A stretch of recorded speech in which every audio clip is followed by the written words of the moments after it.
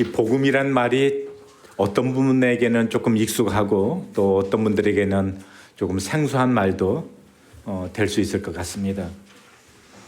사실 그 복음이라는 말은 이제 기독교에서만 쓰는 용어는 아니지만, 그러나 가장 많이 쓰는 그런 곳이 바로 이제 그 교회에서 쓰는 이 용어이기도 합니다. 왜냐하면은 이제 그 기독교에서 전하고자 하는 가장 그 핵심되는 주제가 복음이기 때문에 이 복음이란 용어를 기독교에서 가장 많이 사용하고 있는 그런 용어입니다. 이 말을 조금 쉽게 이야기를 해보자면, 어떤 분이 이제 그 몸이 많이 아파서 온갖 방법을 다 동원을 해도 고치기가 어려운 그런 분이 있었는데, 어느 날 그 병을 고칠 수 있다고 하는 그런 소식을 듣게 됐습니다. 이분에게 있어서는 그 소식이 아주 기쁜 소식이 되는 거죠. 복된 소식이 되는 거죠. 그래서 이와 같은 경우를 일컬어서 기쁜 소식이다, 복된 소식이다. 이제 그 말의 뜻이 바로 이제 복음이라고 하는 것입니다. 그래서 복음은 기쁜 소식을 일컫는 말이에요. 우리 성경 한 구절 찾도록 하겠습니다. 누가복음 2장 8절로 11절입니다.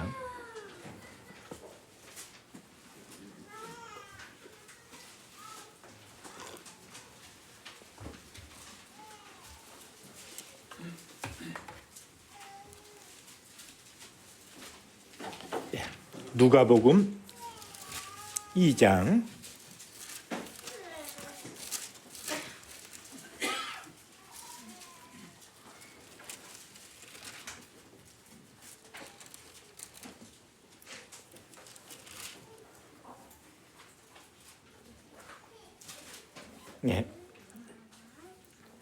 8절로 11절까지 읽어보겠습니다.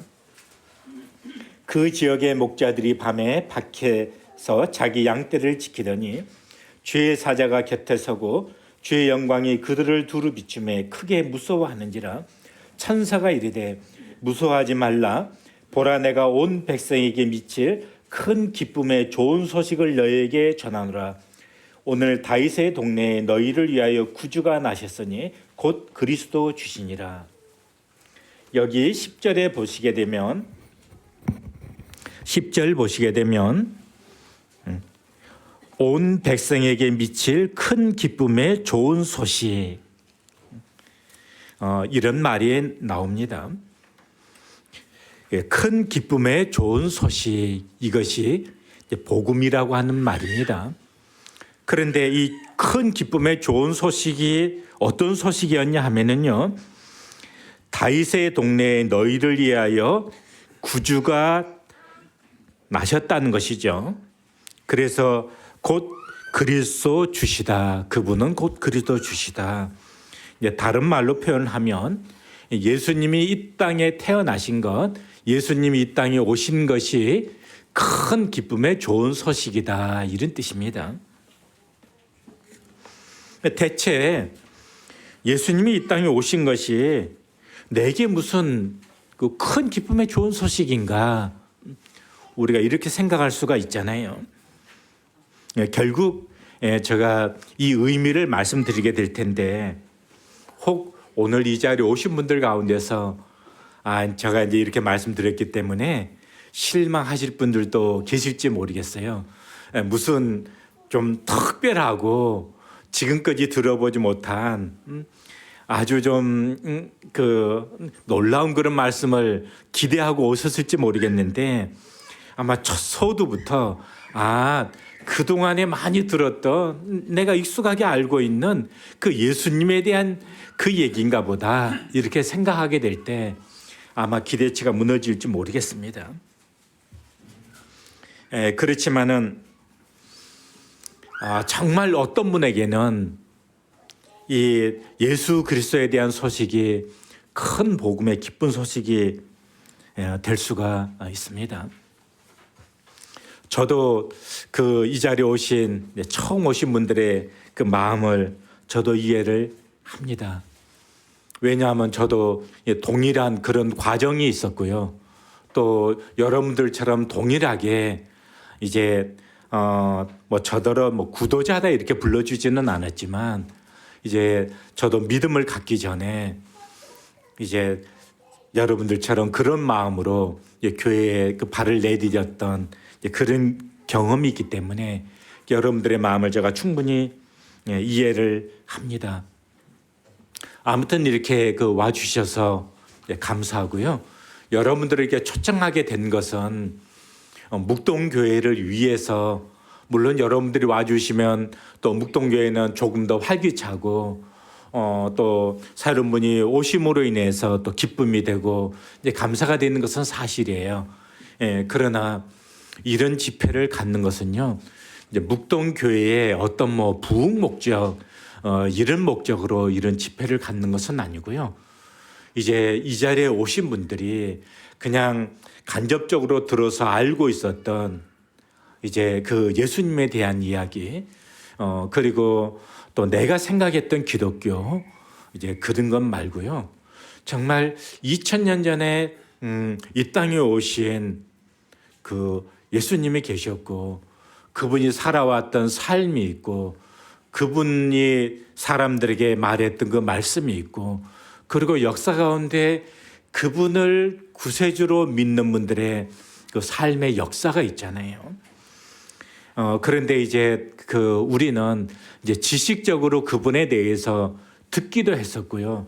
나름대로 그분이 누구라고 생각도 해 왔었지만은 진짜 그 예수님이 이 땅에 오셔서 무슨 말씀을 했는지 또 당시의 청중들에게 또 어떤 말씀을 하고 어떤 청중들과 부딪혔고 예수님을 반대하는 사람들은 왜 반대했고 이제 그런 것에 대해서 우리가 깊이 생각을 해볼 기회를 갖지를 못했잖아요.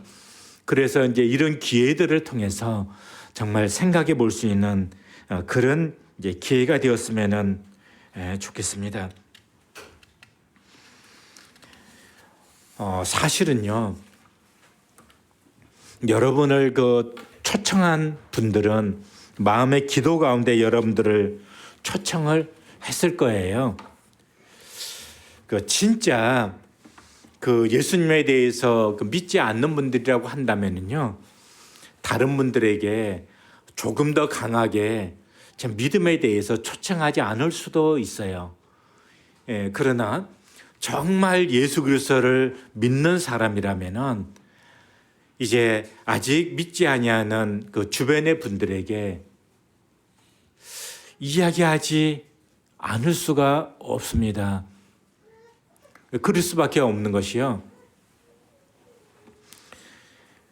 만약 내가 어떤 정말 병에 걸려서 많이 고통당하고 어려움을 겪었는데 내가 그 병을 이제 어떤 방법을 통해서 낫게 됐다고 가정을 해보겠습니다.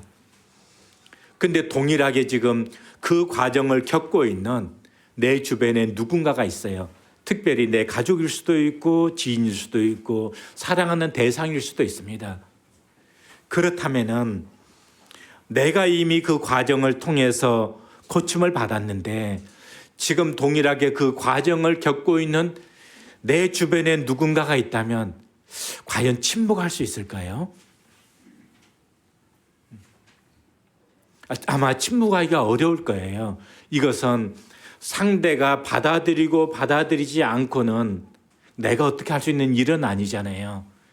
그렇지만은 나로서는 이야기해 줄 수밖에 없는 그 마음이 있다고 하는 거예요. 그래서 조금은 이제 그 믿음에 대해서 강요받는 것 같아서 이제 어려움이 되셨을지도 모르겠지만은 그러나 진짜 믿음을 가진 사람은 침묵할 수가 없습니다. 그래서 아마 주변의 지인분들에게 이 예수 그리스도에 대한 믿음을 가질 수 있도록 조금은 이렇게 강요했을까라는 생각을 하게 됩니다.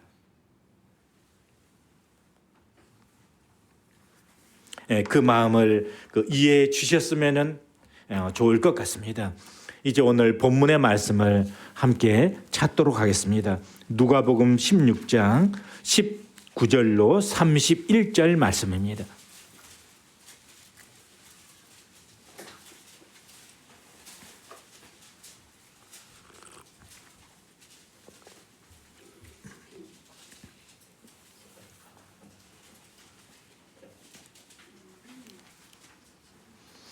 제가 한 구절 먼저 읽고 또 우리 여러분들께서 또 한 구절 읽어주시고 그렇게 해서 31절까지 읽도록 하겠습니다. 신약성경 123페이지에 있습니다. 누가복음 16장 19절부터입니다. 한 부자가 있어 자색 옷과 고운 베옷을 입고 날마다 호화롭게 즐기더라.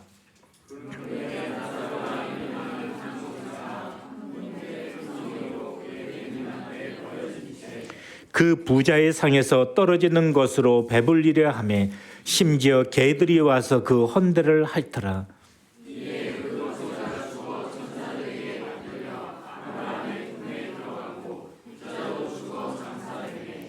그가 음부에서 고통 중에 눈을 들어 멀리 아브라함과 그의 품에 있는 나사로를 보고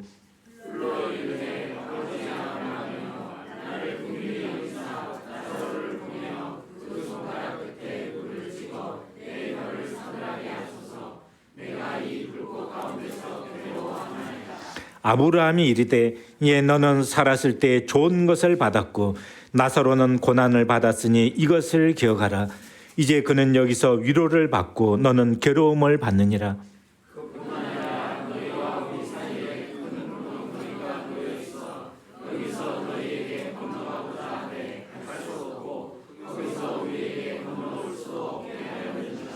이르되 그러면 아버지여 구하노니 나사로를 내 아버지의 집에 보내소서.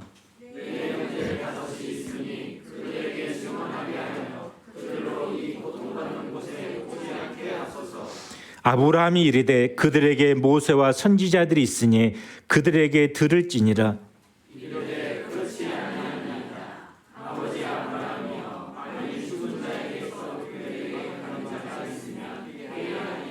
같이 읽겠습니다. 이르되 모세와 선지자들에게 듣지 아니하면 비록 죽은 자 가운데서 살아나는 자가 있을지라도 고난을 받지 아니하리라 하였다 하시니라.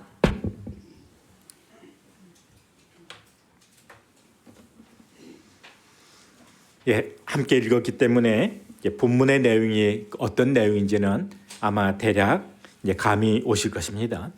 다시 한번 본문의 내용을 요약을 해보겠습니다. 한 부자가 있었고 한 거지가 살고 있었습니다. 이 부자는 속된 말로 이제 잘 먹고 잘 살았겠죠. 반면에 거지는 서글픈 인생을 살았습니다. 그런데 어느 날 거지도 죽게 되고 부자도 죽게 되어졌어요. 그런데 이제 죽은 다음에는 상황이 바뀌어가지고요. 거지는 이제 위로받고 복받는 그런 곳에 가 있게 되고 이제 부자는 이제 고통당하는 이제 그런 곳에 가게 되었습니다. 그 고통이 얼마나 심했냐 하면은요. 불꽃 가운데 그 고통당하는 곳에 갔기 때문에 이제 부자가 이제 멀리 아브라함에게 요청을 합니다. 그 나사로 손끝에 그 물을 찍어서 그 떨어지는 그 물로 내 혀에 좀 떨어지게 해주세요. 이것은 이제 고통당하는 중에 갔던 그 부자가 그 고통이 얼마나 심한 고통이었는지를 우리에게 말씀해 주시고 있습니다. 그렇지만은 그 요청은 받아들여지지 않았습니다. 그러자 이제 그 고통 중에 있는 그 부자가 이제 다른 부탁을 하게 됩니다. 나사로를 보내서 이제 내가 살던 그 세상으로 이제 나사로를 보내서 우리 아버지 집에 나사로를 보내서 지금 이 죽은 후에 있게 되어지는 이 참상에 대해서 내 형제들에게 조금 알려주십시오. 내 형제가 5이 있는데 지금 그들도 지금 이 상황을 모르고 있으니까 나사를 보내서 이 상황을 좀 알려주십시오. 그렇게 되어지면 이제 내 형제 5은 회개를 하게 되고 그리고 이제 이 고통받는 곳에 오지 않을 수 있으니까 그렇게 해달라고 부탁을 합니다. 그러나 이제 그 부탁도 받아들여지지 않습니다. 예, 그 어떻게 말씀하고 있죠? 이미 그 세상 가운데는 이제 모세와 선지자가 있으니까 그들에게 들으면 된다. 그랬을 때 이 부자가 아닙니다. 만약 죽은 자가 살아나서 그들에게 가서 이렇게 이야기를 해줄 수 있다면 그러면 분명히 회개할 겁니다. 그랬을 때 이제 아브라함이 이렇게 얘기를 합니다. 아니다. 모세와 선지자들을 통해서 전해진 말을 듣지 않는다면 비록 죽은 자가 살아나서 가서 권한다 할지라도 그 말을 받아들이지 않을 거다. 이렇게 이제 이 이야기의 줄거리가 마감을 짓고 있습니다. 혹자는 지금 누가복음 16장의 이 이야기를 천국과 지옥에 대한 비유의 말씀이다 이렇게 생각하는 분들이 있습니다. 그러나 이것은 비유의 말씀이 아니에요. 참고로 여기 이렇게 손을 여기 넣고 누가복음 12장을 한번 찾아보겠습니다.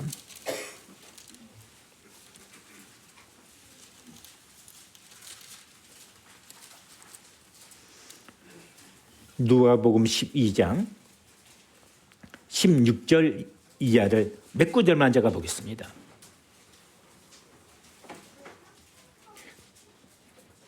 누가복음 앞으로 넘겨서 114페이지 16절입니다. 12장 16절. 또 비유로 그들에게 말하여 이르되 한 부자가 그 밭에 소출이 풍성함에 심중에 생각하여 이르되 내가 곡식 쌓아둘 곳이 없으니 어찌할까 하고 또 이르되 내가 이렇게 하리라. 내 곡간을 헐고 더 크게 짓고 내 모든 곡식과 물건을 거기 쌓아두리라.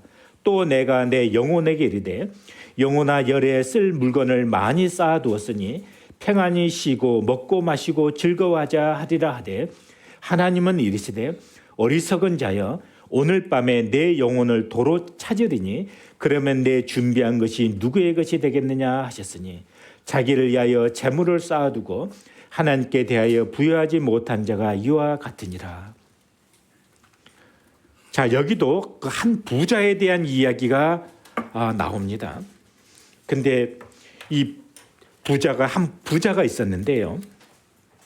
이 부자가 이제 그 밭의 소출이 무척 풍성하게 됐습니다. 그래서 마음에 이렇게 생각을 했다는 거예요. 내가 지금 곡식을 쌓아둘 만한 곳이 지금 부족하니까 이렇게 해야 되겠구나. 지금 창고를 헐고서 그 창고를 다시 크게 지어야 되겠구나. 그리고 이제 그 창고 안에 곡식을 쌓아둬야 되겠다. 그러면 이제 창고에 곡식이 이제 가득 찼으니까 이제는 몇 해 동안은 이제 아무 걱정 없이 먹고 즐기고 그럴 수가 있잖아요. 그래서 이제 자기 심중에 이제 그렇게 생각했다는 거예요. 이제 내 영혼아 여러 해 쓸 물건을 많이 쌓아두었으니까 이제 평안히 쉬고 먹고 마시고 즐기자.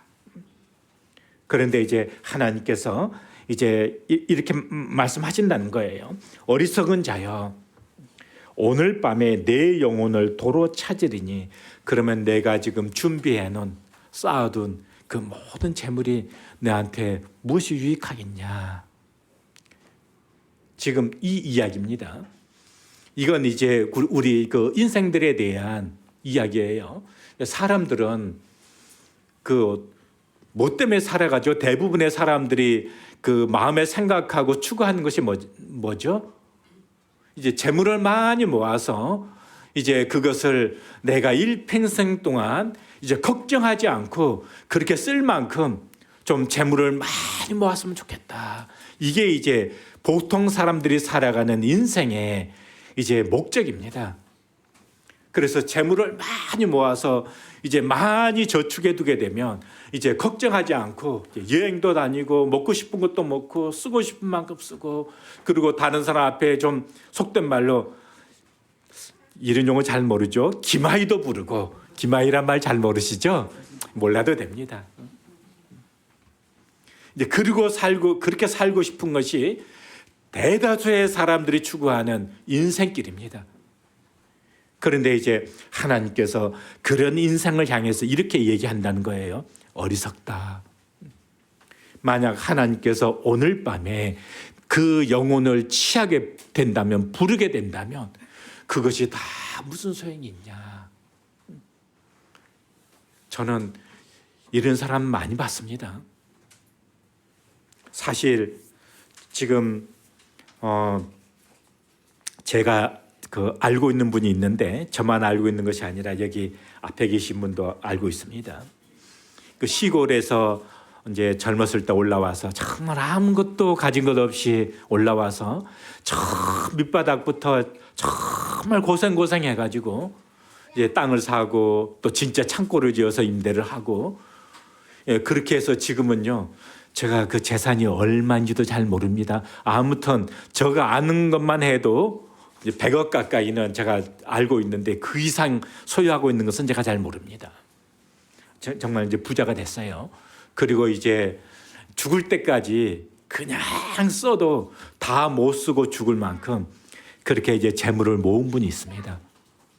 그런데 안타깝게 그분이 건강이 너무 나빠져서 지금 이제 얼마만큼 사시게 될지, 또 갑작스럽게 어떤 일을 만나게 될지 잘 모르겠습니다.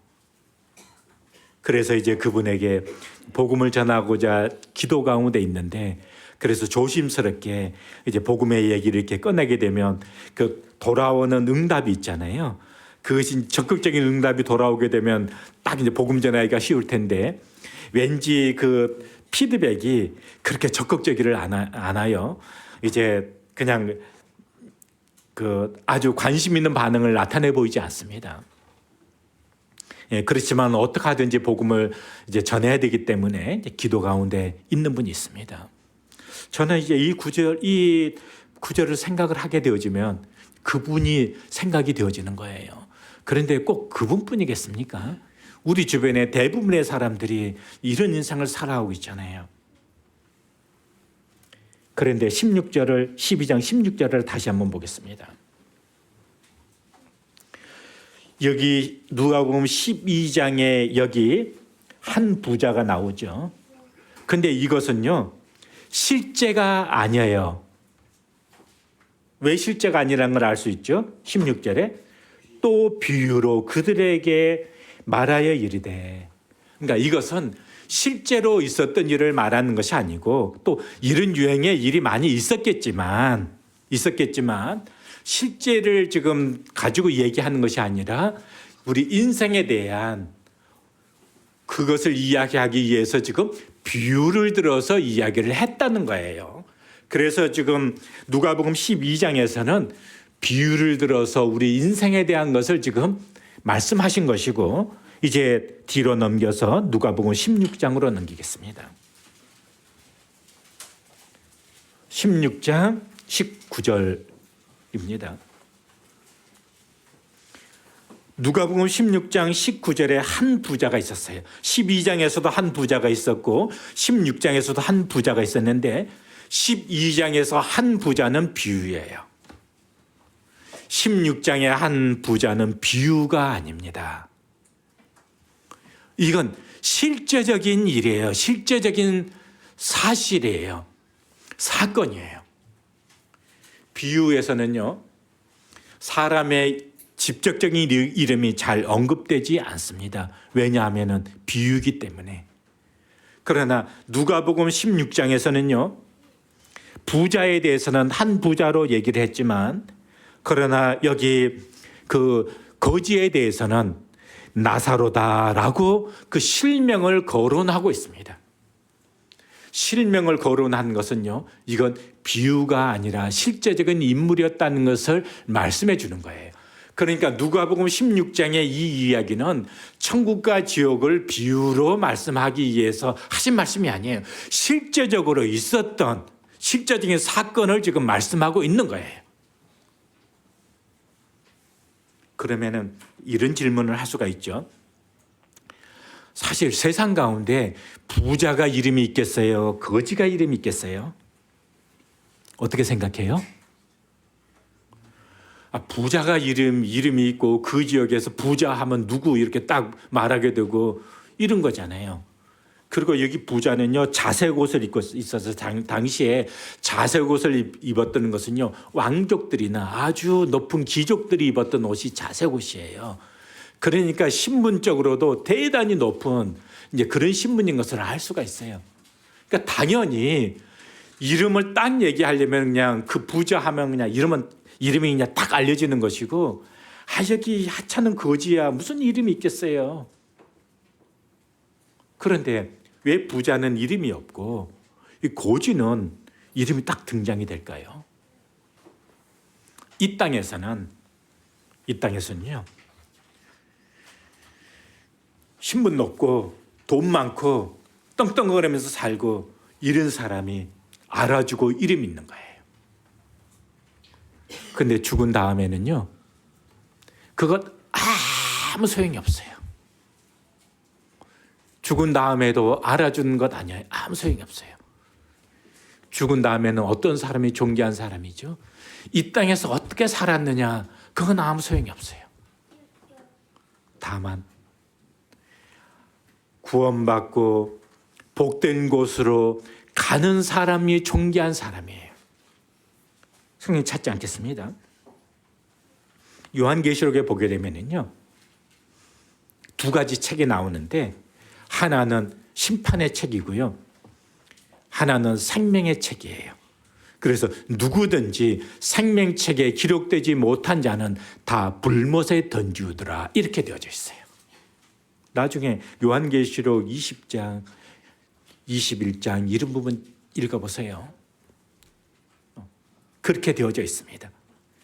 그러니까 생명책에 구원받은 사람은 생명책에 이름이 기록되어져 있다는 거예요. 그러니까 이름이 있는 거예요.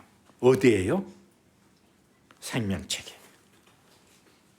그런데 구원받지 못한 사람은 죽은 다음에요, 그냥 생명책에 그 이름이 없는 거예요.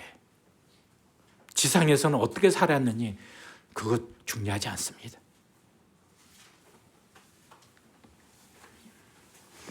그래서 오늘 함께 읽은 이 본문을 통해서 몇 가지를 생각해 보려고 합니다. 첫째는요, 모든 사람은 한 번 다 죽는다는 거예요.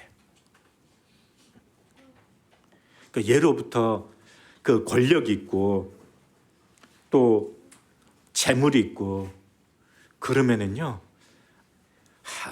그게 좋으니까 영원히 누리고 싶어서 그냥 안 늙고 안 죽고 싶은 거예요. 우리가 대표적인 인물을 알고 있죠? 여러분 누구 기억하십니까? 중국을 최초로 통일했던 진나라의 시황제, 처음 황제, 진시 황제라고 그러죠. 진시 황제가 그런 생각을 했어요. 그래서 이 진시 황제의 뜻을 알았던 서복이라고 하는 사람이 있습니다.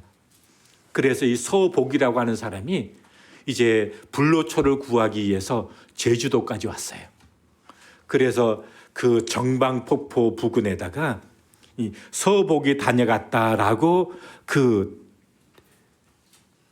벽에다가 그 기록을 남겨놨어요.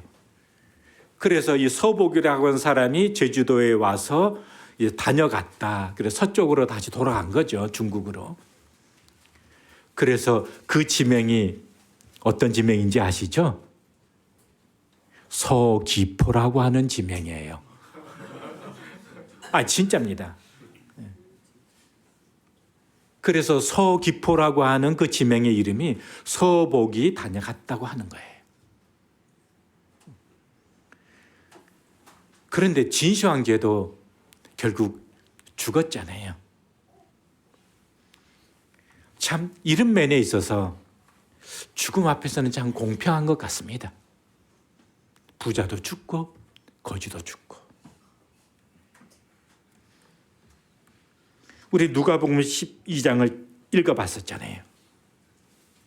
하나님께서 그냥 어느 한 날 오늘 밤에 내 영혼을 도로 찾으리니, 그러면 우리는 그냥 떠나가는 거예요. 여기에는 예외가 없습니다.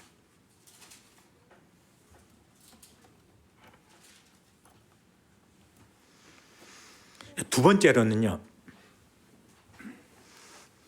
죽음으로서 끝이 아니라는 거예요.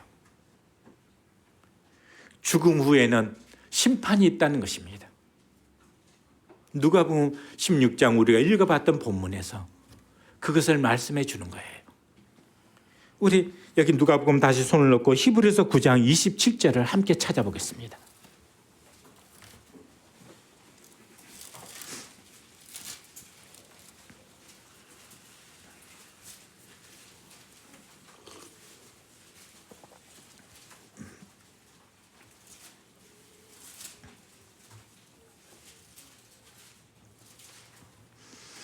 한 번 죽는 것은 사람에게 정해진 것이요 그 후에는 심판이 있으리니. 한 번 죽는 것은 사람에게 정해진 것인데 그냥 죽음으로 끝나는 것이 아니라 그 후에 심판이 있다는 것이에요.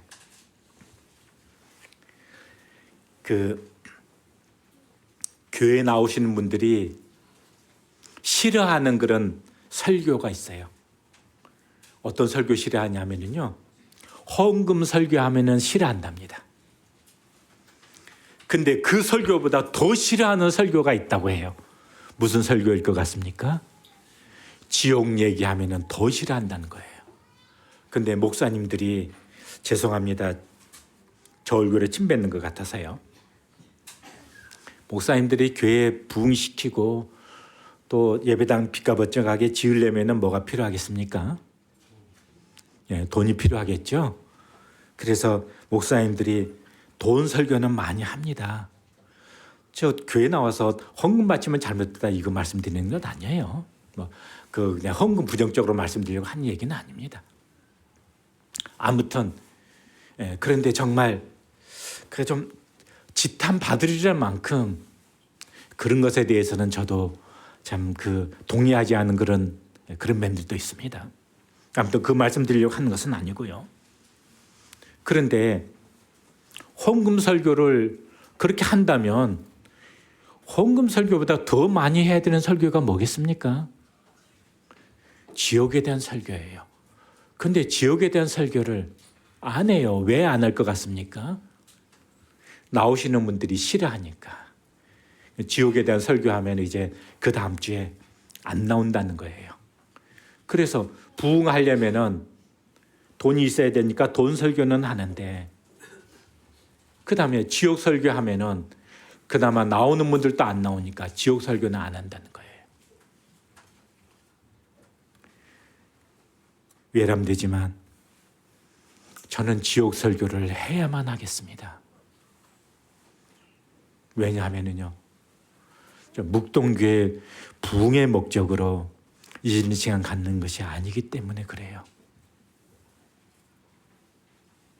정말 이 가운데 계신 분들 가운데서 어느 한 분도 정말 이처럼 부자처럼 이렇게 인생을 추구하면서 살다가 그 다음에 고통받는 곳으로 가는 분이 없기를 바라는 마음에서 그렇습니다. 저는 지옥과 천국을 정말 믿고 있거든요. 그래서 구원받지 못하신 분들을 생각을 하게 되면 진짜 있다고 이야기해 주고 싶거든요.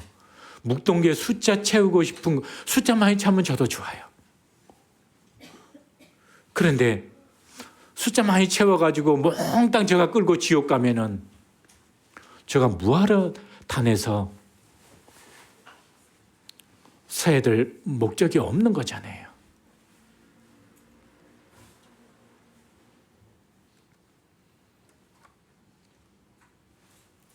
우리들 가운데서 혹 오늘 밤에 누가복음 12장에 있는 것처럼 오늘 밤에 내 영혼을 취하게 되면, 그런 것처럼 만약 오늘 밤에 내가 죽는다면 하나님 나라에 갈 수 있는 그런 준비가 되셨나요? 구원 간증하신 그 자매님이 동일한 질문을 좀 받았다고 제가 들었습니다.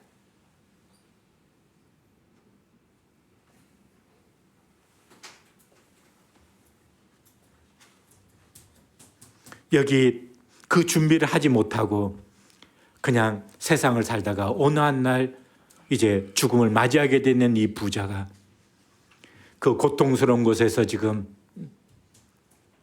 어떤 어려움을 당하고 있죠?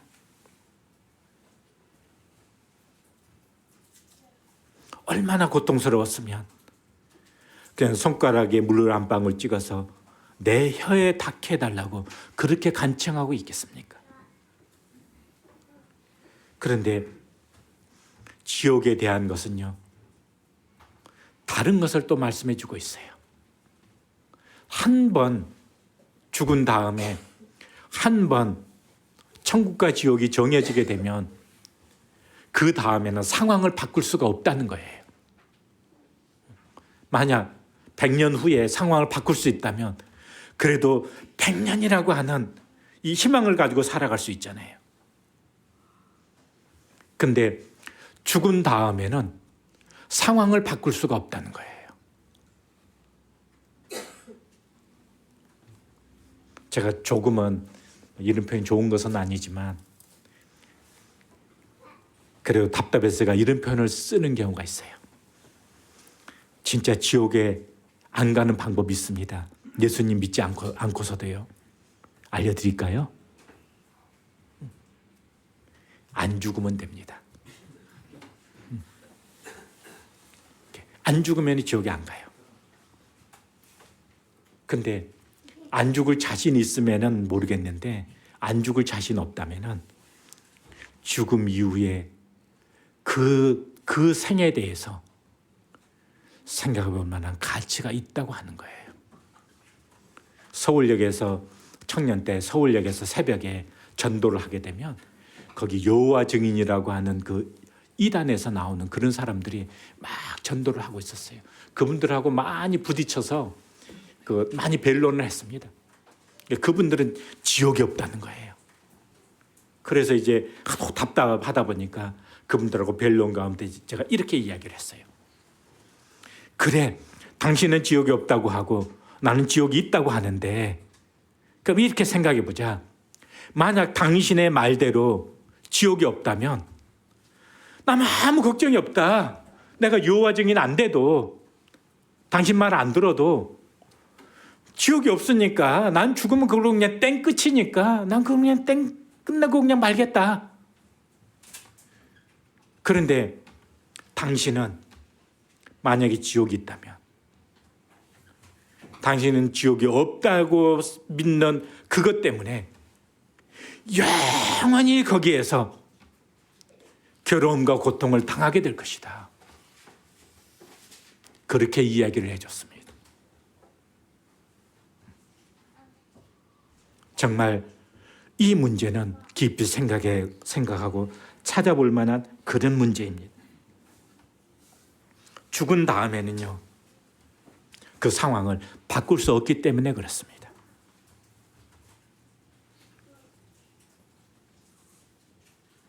어떤 분이 지금 한국에는 220V 콘센트 꽂으면 대부분 220V 들어오잖아요.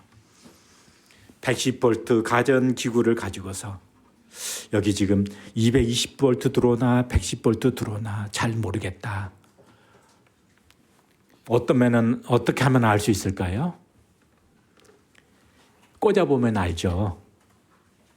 그런데 만약 110V 가전품을 가지고 꽂아보면 알기는 아는데 어떻게 알게 되죠?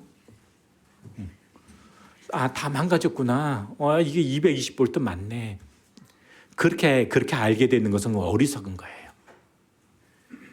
그러니까 꽂아보기 전에 이게 220V가 맞는지 안 맞는지 테스트하기로 재보든지 한전에 전화를 해보든지 아무튼 그렇게 해야 되는 거잖아요. 근데 어떤 분이 그래요. 죽어봐야 알죠. 죽어보면 아는 거 저도 동의합니다.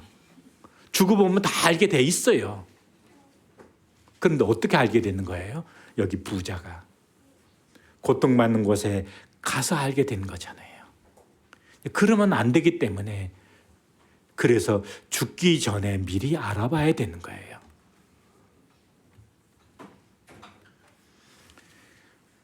그 지옥에 대한 또 다른 모습이 있습니다.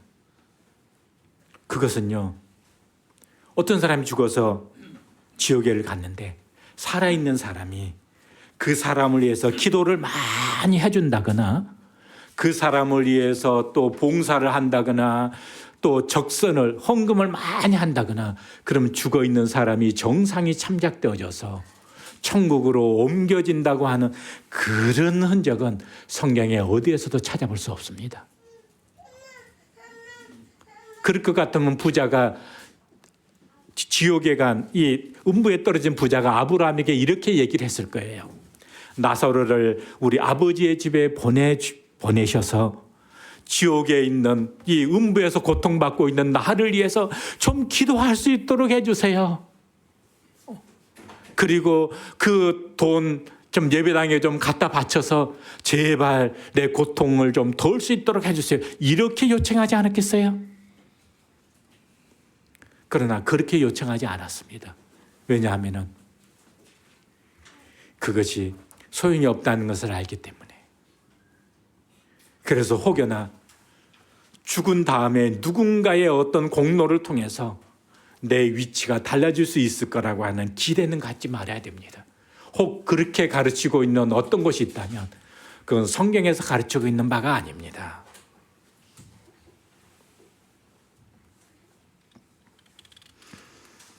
세 번째로 생각해 보게 되는 것이요.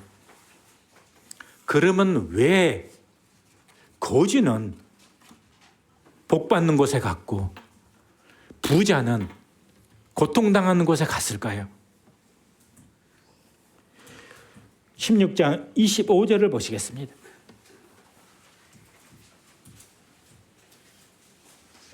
아브라함이 이르되 예 너는 살았을 때 좋은 것을 받았고 나사로는 고난을 받았으니 이것을 기억하라. 이제 그는 여기서 위로를 받고 너는 괴로움을 받느니라. 여기 이 말씀 보니까 부자는 살아 있었을 때 이제 잘 먹고 잘 살았으니까 죽은 다음에는 이제 어려움을 당하는 거고, 이제 이 나사로는 살아 있을 때 많이 고생하고 살았으니까 이제 죽은 다음에는 이제 위로를 받는 거고. 그렇구나. 이렇게 이 말씀을 이제 생각하기가 쉽습니다. 그렇게 생각되잖아요. 하나님은 진짜 공평하신 분이시구나. 근데 그렇지 않습니다. 왜 그렇지 않느냐? 30절 보시겠습니다. 이르되 그렇지 아니하나이다. 아버지 아브라함이여 만일 죽은 자에게서 그들에게 가는 자가 있으면 회개하리이다. 여기 지금 그 회개라고 하는 말이 나옵니다. 그런데 이 회개가 지금 어떤 용도로 쓰이고 있습니까? 그 형제 다섯이 있는데 그 다섯도 예전에 부자가 살아있을 때 살고 있는 모습으로 지금 살아가고 있는 거예요. 그러니까 그렇게 살다가 죽게 되어지면은 지금 그들의 형제들도 지금 이 고통받는 이제 음부에 떨어지게 되니까 이제 그 나사로를 보내가지고 정말 여기 고통받는 곳에 오지 않도록 해달라고 부탁하는 거예요. 그런데 고통받는 곳에 오지 않는 방법이 있어요. 뭐죠? 그들이 회개하게 되어지면 고통받는 곳에 지금 오지 않게 된다는 말이에요. 그래서 부자로 살았으니까 지금 음부에 떨어지고 고통받는 곳에 가고, 거지로 살았으니까 복받는 곳에 가고, 그 얘기가 아니고, 부자로 살게 되면은요, 자기가 높아져 있기 때문에 남 얘기를 안 들어요. 아실 것도 없고 베풀고 살고 똑똑하고 가진 건 많은데, 전도자가 천국 얘기하면 그게 귀하게 들어오겠습니까? 죽음 얘기하면 그게 잘 들어오겠냐는 거예요. 내 가진 것이 이렇게 많고 떵떵거리고 살고 있는데 죽음 생각하고 싶겠습니까? 지금 즐기고 사는 것도 아쉬운데. 그래서 모세와 선지자의 이 말에 대해서 안 듣는 거예요. 그런데 이 나사로는요, 세상에 아무런 소망이 없는 거예요. 나사로가 왜 그런 삶을 살게 된지 성경이 말씀하고 있지 않기 때문에 왜 그런 삶을 그런 환경에 떨어졌는지는 잘 모릅니다. 당시에 일반적으로 갑자기 부모가 돌아가셔서 고아가 됐거나 아니면 또 어떤 특별한 상황이 되어져서 아마 나사로가 그런 환경에 떨어졌을 거라고 생각합니다. 그렇지만은 나사로는 그런 환경 가운데 마음이 낮아져 있기 때문에 그는요, 성경에서 말씀하고 있는 그 복된 그 나라, 그리고 그 구원자에 대한 그 말씀이 나사로는 정말 듣기를 원했던 말씀이고 그 말씀이 소망이 되었던 말씀이었을 거예요. 그래서 나사로는 아마 이 복음에 대해서 모세와 선지자들이 말씀하신 이 말씀에 대해서 믿음으로 받아들였을 거예요. 부자는 그 말을 듣지 않았습니다. 그래서 회개하지를 않았어요.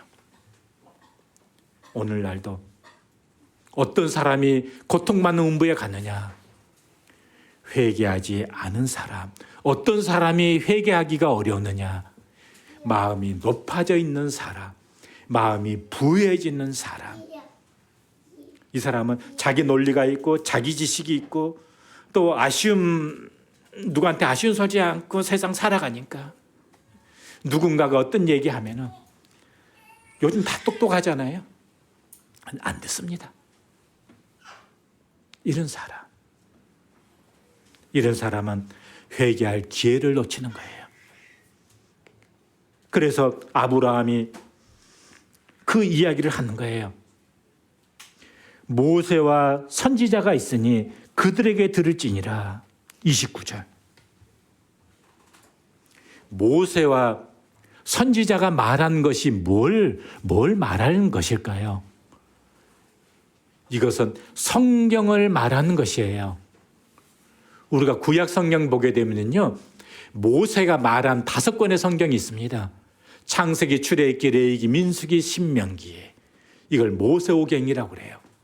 모세가 말한, 물론 하나님께서 모세를 통해서 말씀하신 거지만 모세가 말한 글이에요. 그 다음에요, 구약에 보게 되면요, 선지자들의 글이 구약 성경에 엄청 많이 담겨져 있습니다. 그 선지자들의 글의 핵심은요, 구원자가 오신다는 거예요. 선지자의 글을 한 구절 찾아보겠습니다. 이사야서 53장입니다.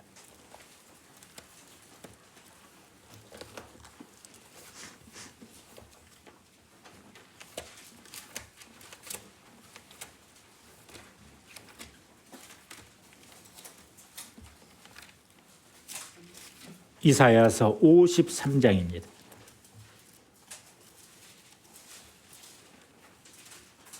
구약성경 1033페이지입니다.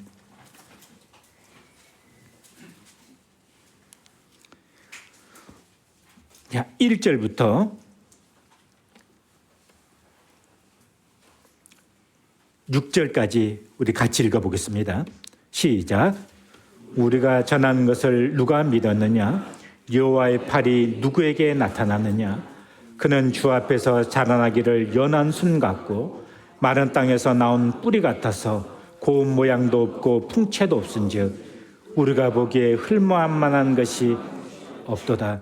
그는 멸시를 받아 사람들에게 버림받았으며 강고를 많이 겪었으며 질고를 아는 자라.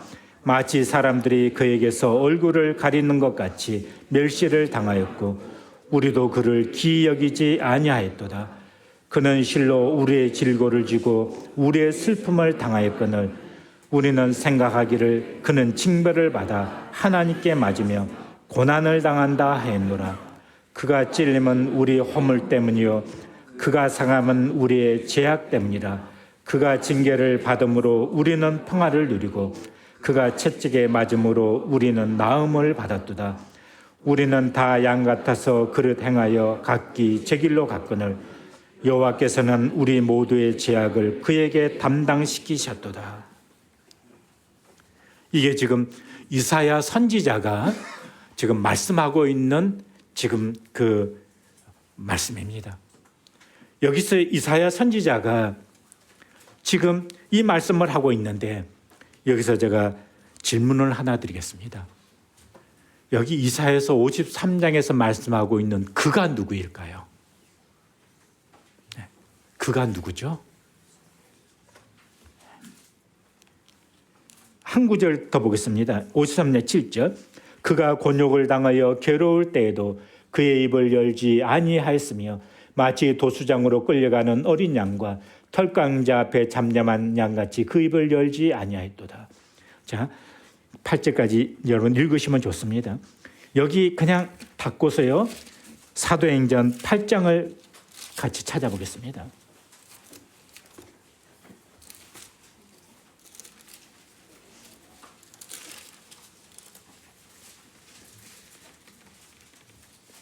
사도행전 8장 26절부터 눈으로만 한번 쭉 그냥 훑어보시기 바랍니다. 여기 에티오피아의 참 그 높으신 그런 저 관리가 예루살렘에 왔다가 다시 돌아가는 그 길에 지금 이사야 선지자의 글을 읽고 있었습니다. 28절. 그런데 그 말을 깨달을 수가 없었어요. 그런데 이제 빌립을 만나서 이제 그 말씀을 이제 깨닫게 되어지는데 그때 읽고 있었던 성경 구절이 32절 보게 되면은 그가 도살자에게로 가는 양과 같이 끌렸고 털강자 앞에 있는 어린 양과 양이 조용함 같이 그 입을 열지 아니하였도다. 아까 이사야서 53장 8절의 말씀이었던 것 아실 수 있겠죠. 그러니까 이사야 선지자의 지금 그 글을 읽고 가는 거예요. 그런데 지금 못 깨닫고 있었어요. 그래서 지금 빌립을 만나가지고 34절에 그 내시가 빌립에게 말하되 청컨대 내가 묻노니 선지자가 이 말한 것이 누구를 가리킴이냐? 선지자 자신을 가리키는 거냐? 아니면 선지자 자신 말고 누군가 다른 사람을 이야기하는 거냐? 그걸 이제 물었던 거예요. 그러니까 이사야서 53장에 이사야 선지자가 그가 찔리면 우리의 허물을 인하며 그가 상함은 우리의 죄악을 인함이라. 지금 이사야 53장 쭉 읽고 가고 있는 거죠. 그런데 지금 이 에티오피아 내시가 여기서 그가 누굴까? 이걸 지금 못 깨닫고 있었던 거예요. 근데 빌립을 만나가지고 이사야서 53장에서 말씀하고 있는 그가 누군지를 다 깨닫게 되는 거예요. 사도행전 8장 35절 빌립이 입을 열어 이 글에서 시작하여 예수를 가르쳐 복음을 전하니. 여기서 복음이란 말이 나옵니다. 그리고 이 예수님에 대해서 이야기하면서 복음이란 말이 나옵니다. 이제 제가 시간을 지키기 위해서 이제 더 이상 말씀을 이어가지는 않겠습니다. 제가 숙제를 내드리겠습니다. 돌아가시게 되면은요, 이사야서 53장을 꼭 조용한 시간에 이사야서 53장을 읽어보시고 여기서 그가 누구일까? 그가 누구일까? 하는 것에 대해서 꼭 생각해 보시기 바랍니다. 그리고 이사야서 53장에서 그가 이 땅에 온 이유, 왜 이 땅에 왔는지, 왜 그는 그 길을 가야만 됐는지 마음 가운데 꼭 생각하시고 이사야서 53장을 읽어보시기 바랍니다. 그것이 왜 복음이 될까? 왜 그것이 나에게 기쁜 소식이 될까? 이 말씀을 여러분들에게 마지막으로 던져드리고 말씀을 마치겠습니다. 다음 주에 또 다시 오셨으면 좋겠습니다. 그러면 저가 아닐지라도 다른 분이 또 어떻게 하면은 우리가 구원을 받을 수 있을지에 대해서, 복음을 깨달을 수 있을지에 대해서 말씀을 증거해 주시겠습니다. 기도하고 마치겠습니다.